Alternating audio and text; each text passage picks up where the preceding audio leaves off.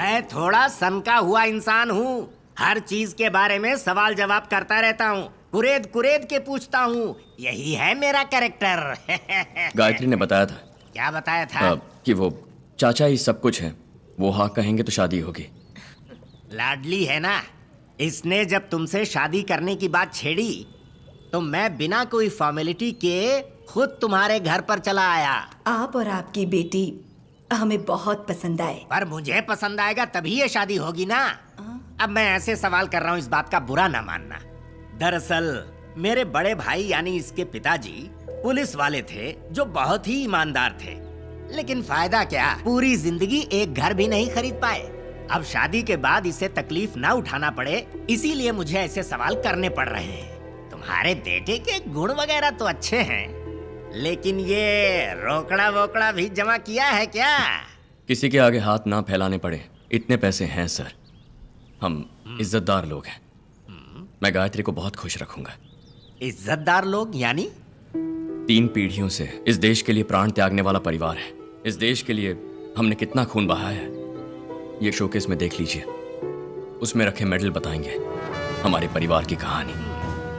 अशोक चक्र, मेरे पिता को मिला गौरव। करोड़ों रुपए देने पर भी ये नहीं मिलता है सर। सब बोल दिया। मेडल को रखकर भला ये क्या करेगी? उसे सिर्फ चाटा जा सकता है, अचार भी नहीं डाला जा सकता।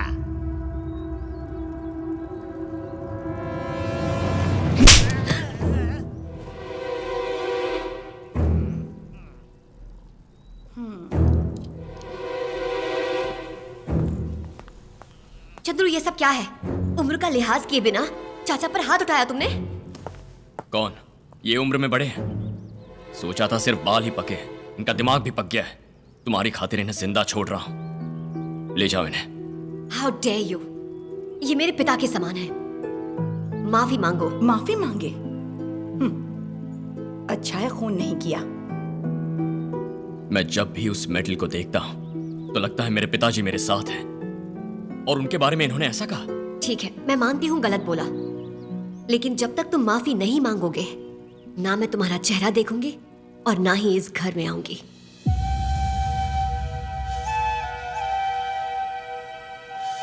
चलिए चाचा जी। गायत्री, जब तक इन्होंने जो कहा है उसके लिए माफी नहीं मांगते, मैं भी तुमसे शादी नहीं करूंगा। ए, तू उस लड़की को चाहता है? कोई बात नहीं दादी, जाने दो। मेरे लिए पिताजी का सम्मान जरूरी है।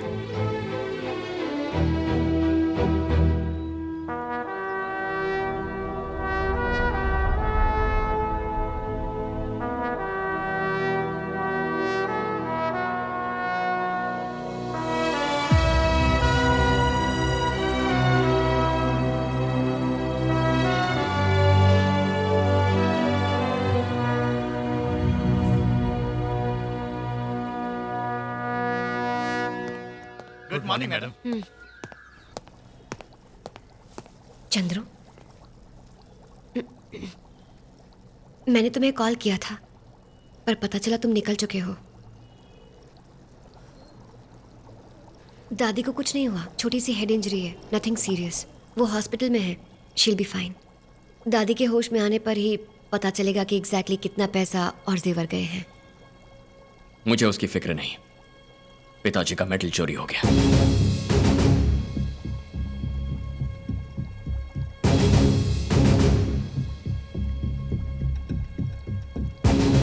किसने चुराया? कौन है वो? नहीं जानती। शहर के 50 घर, सब में प्लान करके चोरी की। दादी कौन से हॉस्पिटल में है?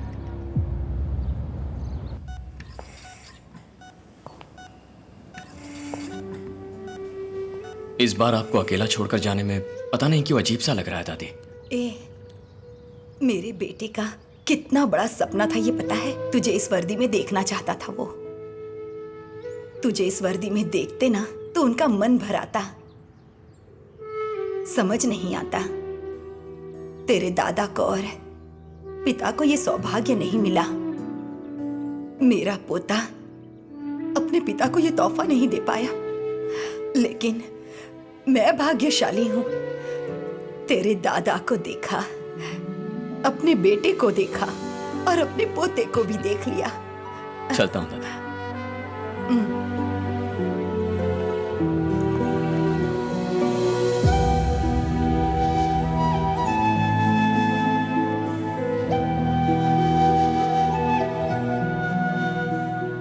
कैसे चंद्रू? मेरे फोन करने से पहले ही? इंडिपेंडेंस डे के दिन मेरा फोन दादी ही उठाती थी, लेकिन उस दिन जब उन्होंने फोन नहीं उठाया तो मुझे शक हो गया और मैं फौरन चला आया। इस सेंसिटिव केस को मैं ही इन्वेस्टिगेट कर रही हूँ चंद्रू। बहुत जल्द उस कमीने को पकड़ लूंगी मैं। पकड़ेंगे। जिन जिन घरों में चोरी हुई वहाँ दूध डालने वाले, पेपर डालने वाले, गैस वाले, पानी वाले, किराने वाले, हर एक को पकड़ के ले आओ। चल उठ, चल गाड़ी में बैठ। सर मैंने कुछ नहीं किया, मुझे छोड़िए ना सर। सर मैंने कुछ नहीं किया सर। कहाँ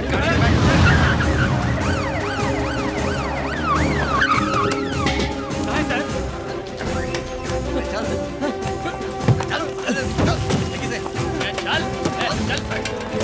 चल गाड़ी में बैठ। अरे अरे अरे मुझे कहाँ ले जा रहा हूँ? मैंने क्या किया सर? छोड़िए ना। मुझे कहाँ लेके जा रहे हो? अरे छोड़ो मुझे जल्दी।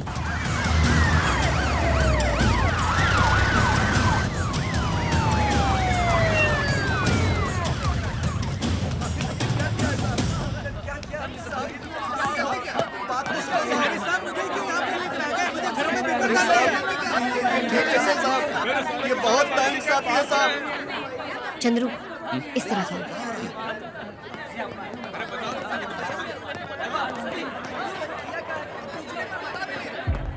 चल बैठ। मैडम, 50 घरों की चोरी होने वालों में डेली सुबह दूध डालने वालों से लेकर शाम को चुस्की बेचने वाले सबको उठा लाए हैं। पूछताछ चल रही है मैडम। ये सब कौन है? ये लोग छोटी मोटी चोरी करने वाले चोर उचक्के हैं, लेकिन इनमें से 2 लोग हाथ नहीं लगे हैं। कौन दो? एक्स फिनांस मिनिस्टर अजय माल, सॉरी मैडम।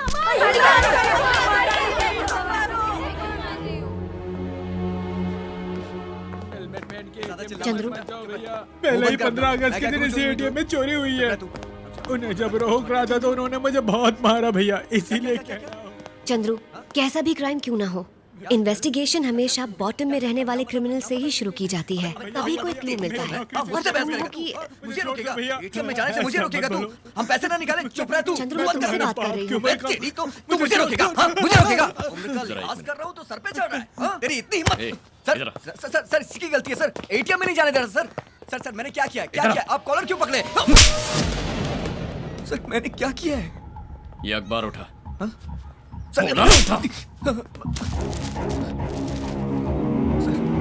ऊपर लिखी हुई सारी हेडलाइंस पढ़। पढ़ना। 15 अगस्त को जो चोरियां हुई उसमें पुलिस को अभी कोई सबूत नहीं मिला है। आगे। स्विस बैंक में जो काला धन जमा हुआ है उसे वापस ले आएंगे, ऐसा प्रधानमंत्री ने कहा है। क्या वो हो गया? नहीं हुआ सर। आगे बढ़। किसानों का लिया हुआ कर्जा माफ नहीं हुआ, इस वजह से 2 किसानों ने कीटनाशक पी के तड़प तड़प के अपनी जान दे दी। ये हो रहा है ना? हो तो यही रहा है सर। रोड को चौड़ा करने के लिए कई किसानों की जमीनों का अधिग्रहण कर लिया गया और जिन्होंने नहीं दिया उन्हें मारा पीटा गया। अगर तू वाकई मर्द है और तेरे अंदर मर्दानगी है तो अभी इस बूढ़े पर जो दिखाई वही मर्दानगी और गुस्सा इसमें छपी किसी भी खबर पर दिखा सकता है क्या? है इतना जोश? अबे तू मार के पूछ भी मत, विरोध करके जोर से यहाँ खड़ा हर कोई सुन सके ऐसा एक भी सवाल पूछ सकता है? पूछेगा? नहीं पूछेगा, क्योंकि वो उल्टा मारेंगे ना। हम मर्दानगी कहाँ दिखाते हैं? चप्पल सीने वाला 5-10 रुपया मांगता है तब हम मर्दानगी दिखाते हैं। कोई गटर साफ करने वाला 50 रुपए ज्यादा मांगता है तो उस पे गुस्सा आ जाता है ना? और जहां एक बुजुर्ग आदमी 24 घंटे एटीएम पर चौकीदारी करता है उसका दुख तो तुम समझ नहीं पाओगे, पर कम से कम उस बेचारे को तकलीफ तो मत दो। जहां मर्दानगी दिखाने की जरूरत नहीं है वहीं दिखाते हो, और जहां दिखानी चाहिए वहां से पिट के आते हो। एटीएम के अंदर हेलमेट पहनकर जाना मना है ये जानते हुए। सर सॉरी सर, माफी मांगता हूँ सर। मुझसे मत मांग, उनसे माफी मांग। Okay sir. चल निकल। चाचा माफ कर दीजिए। सॉरी माफ कर दीजिए। अब नहीं करूंगा सर। Sorry sir. ये सब क्या है चंद्रू? भूल जाओ उसे। तुम क्या कह रही थी? छोटे अपराधियों से पूछेंगे तो लीड मिलेगी? नो। गायत्री, एक बात अच्छी तरह जान लो, ये किसी पर्टिकुलर एरिया में, पर्टिकुलर स्ट्रीट में होने वाली रॉबरी नहीं है। अडियार, तिरुवनमयूर, बसंत नगर, इन जगहों पर मल्टीपल एरियाज में रॉबरीज हुई हैं। अडियार के किसी चोर को बसंत नगर में रहने वाले बुजुर्ग का घर कैसे पता, और बसंत नगर में रहने वाले को तिरुवनमयूर में कहां चोरी करनी है ये कैसे पता? This is something big. Madam, जैसा कि आपको शक था, वैसे ही हमने सारे मोबाइल्स की कॉल की हिस्ट्री को चेक किया तो रॉबरी के किसी भी टावर की रेंज में सब जगह कनेक्ट होने वाली किसी की भी कॉल हिस्ट्री मैच नहीं हुई मैडम। मैंने कहा था ना, हम सही रास्ते पर ना चलकर अंधेरे में तीर चला रहे हैं। अगर चोर को किसी बुजुर्ग के घर के बारे में जानना हो तो पहले घर के अंदर जाएगा, और घर के अंदर कौन कौन जाता है?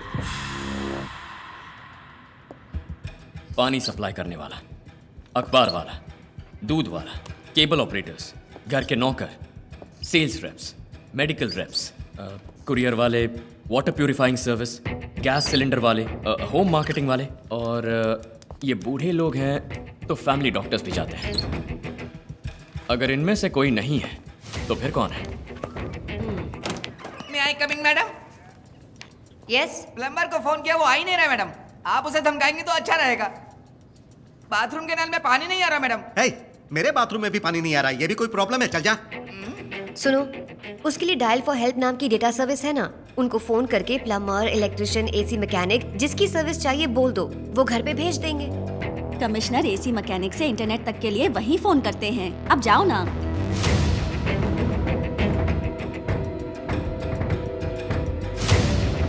प्लम्बर, इलेक्ट्रिशियन,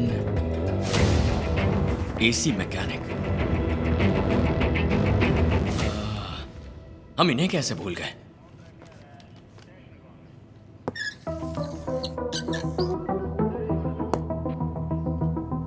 क्या नाम बताया था? Dial for help? हाँ चंद्रू, ये एक पावरफुल डेटा सर्विस है। एसी मैकेनिक, प्लम्बर, इलेक्ट्रिशियन, इनमें से जो भी चाहिए वो उस वर्कर का नंबर भेज देते हैं और हम उसे फोन करके काम के लिए बुला लेते हैं। Dial for help. इनका हेड ऑफिस कहाँ है?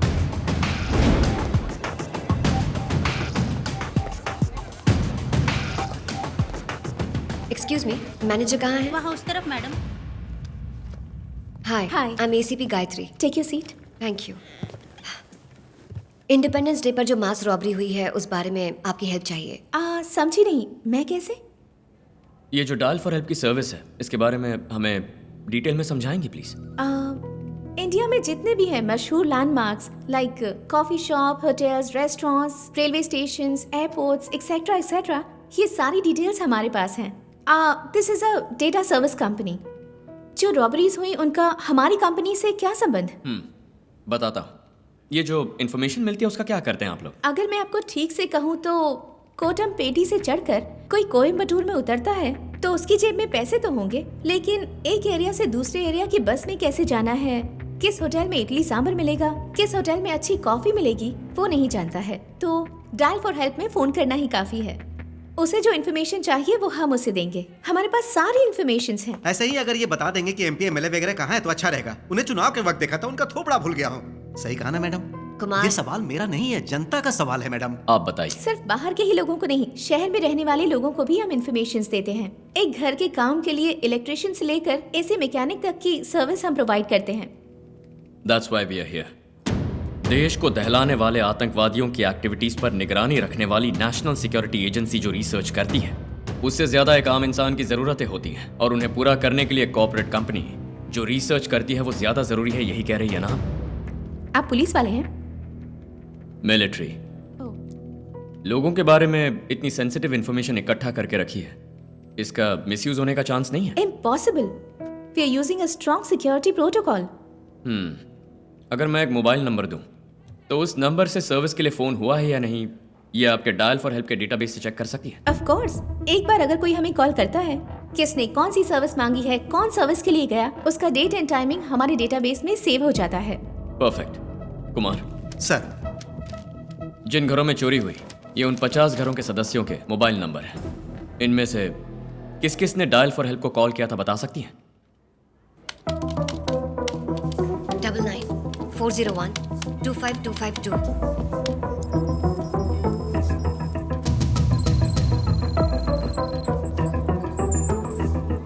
आया है सब। तो फिर छुपाया क्यों? कब? February 2। क्या पूछा है?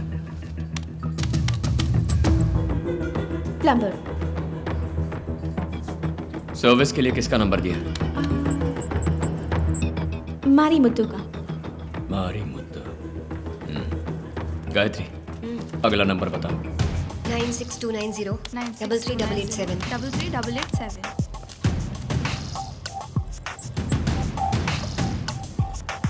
ये भी आया है। इसने क्या पूछा? इलेक्ट्रिशियन। Service number?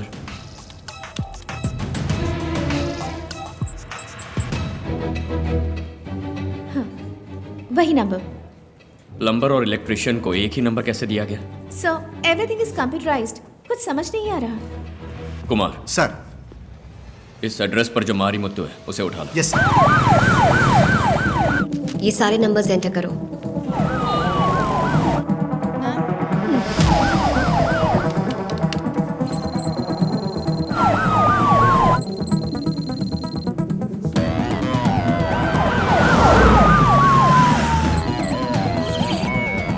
सर,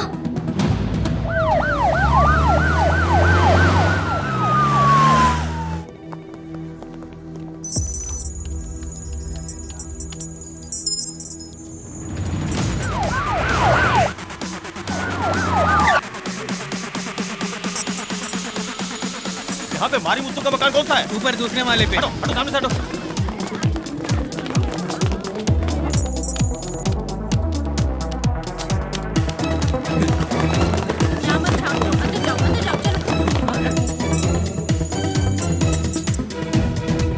ये मारी मुत्तू तो कोई पूछ रहा है।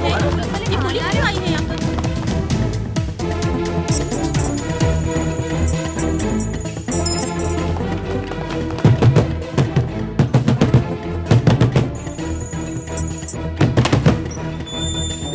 ये मारी मुत्तू का घर है ना? कहाँ है वो?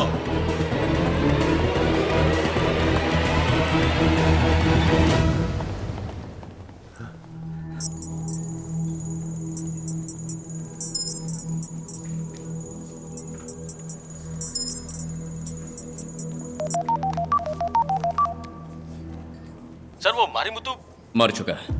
क्यों? यही ना? हाँ सर। मिस रितु भाटिया, मुझे तुमसे 4 डिटेल्स चाहिए। नंबर 1, इस मारी मुत्तू का नंबर पूरे चेन्नई शहर में किन घरों को सर्विस के लिए दिया गया उसकी लिस्ट चाहिए। नंबर 2, तुम्हारे डायल फॉर हेल्प में वर्कर्स डेटाबेस मेंटेन करने वाला चीफ मुझे चाहिए। नंबर 3, तुम्हारे डायल फॉर हेल्प में सॉफ्टवेयर डिजाइन करने वाला डेवलपर, वो भी मुझे चाहिए। नंबर 4, तुम्हारी कंपनी के सारे बोर्ड ऑफ डायरेक्टर्स से मिलना है। मीटिंग अरेंज करवाओ। श्योर। 1-2 घर की बात नहीं है, पूरे 50 घर, करीब करीब 7 करोड़ के गहने और पैसों पर हाथ साफ किया है। अब तुम बताओगी गायत्री, या?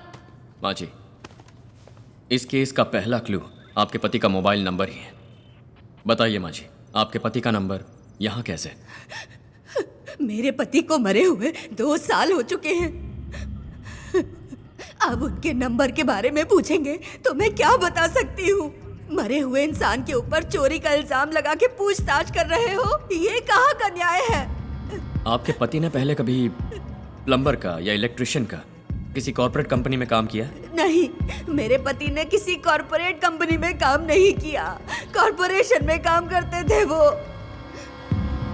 आज से 2 साल पहले किसी होटल में सेप्टिक टैंक क्लीन करने गए थे वो। टैंक में उतरने वाला इंसान एक लाश बनकर बाहर आया।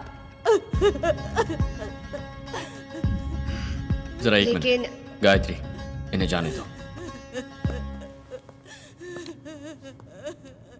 ठीक है, आप जाइए। प्लम्बर और इलेक्ट्रिशियन को एक ही नंबर कैसे दिया गया? So everything is computerised. कुछ समझ नहीं आ रहा। मेरे पति को मरे हुए 2 साल हो चुके हैं। मेरे पति ने किसी कॉर्पोरेट कंपनी में काम नहीं किया, कॉर्पोरेशन में काम करते थे वो।